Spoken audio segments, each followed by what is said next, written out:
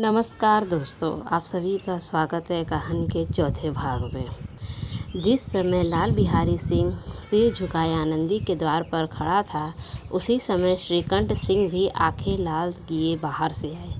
भाई को खड़ा देख तो घृणा से आंखें फेर ली और कतरा कर निकल गए, मानो उसकी परछाई से दूर भागते हो। आनंदी ने लाल बिहारी की शिकायत तो की थी, लेकिन अब मन में पछता रही थी। वह स्वभाव से ही दयावती थी। उसे इसका तनिक भी ध्यान न था कि बात इतनी बढ़ जाएगी। वह मन में अपने पति पर झुलसा रही थी कि वह इतने गर्म क्यों होते हैं। उस पर यह भय भी लगा हुआ था कि कहीं मुझे इलाहाबाद चलने को कह दे तो कैसे क्या करूँगी। इस बीच में जब उसने लाल बिहारी को दरवाजे पर खड़े यह कहते सुना कि अब मैं जाता हूँ, मुझसे जो कुछ अपराध हुआ क्षमा करना, तो उसका रहा सहा क्रोध भी पानी हो गया। वह रोने लगी। मन का मैल धोने के लिए नयन जल से उपयुक्त और कोई वस्तु नहीं है। श्रीकंठ को देखकर आनंदी ने कहा, लाला बाहर खड़े बहुत रो रहे हैं। श्रीकंठ, तो मैं क्या करूं? आनंदी, भीतर बुला लो, मेरी जीभ में आग लगे, मैंने कहाँ से यह झगड़ा उठाया। श्रीकंठ, मैं नहीं बुलाऊंगा। आनंदी, पछताओगे, उन्हें बहुत ग्लानि हो रही है। ऐसा न कहो, कहीं चल दे तो। श्रीकंठ न उठे।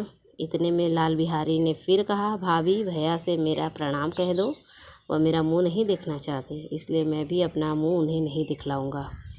लाल बिहारी इतना कहकर लौट पड़ा और शीघ्रता से दरवाजे की ओर बढ़ा। अंत में आनंदी कमरे से निकली और उसका हाथ पकड़ लिया। लाल बिहारी ने पीछे फिर कर देखा और आंखों में आंसू भरे बोला, मुझे जाने दो। आनंदी, कहाँ जाते हो? लाल बिहारी, जहाँ कोई मेरा मुंह न देखे। आनंदी, मैं नहीं जाने दूंगी। लाल बिहारी, मैं तुम लोगों के साथ रहने योग्य नहीं हूँ।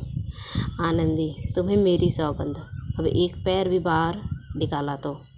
लाल बिहारी, जब तक मुझे यह न मालूम हो जाए कि भैया का मन मेरी तरह से साफ हो गया, तब तक मैं घर में कदापि न रहूँगा। आनंदी, मैं ईश्वर को साक्षी देकर कह सकती हूँ कि तुम्हारी ओर से मेरे मन में तनिक भी मैल नहीं है।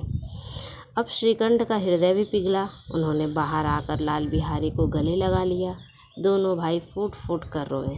लाल बिहारी ने सिसकते हुए कहा, भैया, अब कभी कहना कि तुम्हारा न मुँह देखूंगा। इसके सिवा आप जो दंड देंगे मैं सह स्वीकार करूंगा। श्रीकंठ ने कांपते हुए स्वर से कहा, लल्लू, इन बातों को बिल्कुल भूल जाओ। ईश्वर चाहेगा तो फिर ऐसा अवसर कभी नहीं आएगा। बेनी माधव सिंह बाहर से आ रहे थे। दोनों भाइयों को गले मिलते देख कर आनंद से पुलकित हो गए। बोल उठे, बड़े घर की बेटियां ऐसी ही होती हैं, बिगड़ता हुआ काम बना लेती हैं। गांव में जिसने यह वृत्तांत सुना, उसी ने इन शब्दों में आनंदी की उदारता को सहारा। बड़े घर की बेटियां ऐसी ही होती हैं। तो दोस्तों, आप सभी को कहानी कैसा लगा कमेंट बॉक्स में ज़रूर बताइएगा और चैनल सब्सक्राइब ज़रूर कीजिएगा। तब तक के लिए धन्यवाद। आप सभी से हम मिलते हैं एक नए कहानी पे।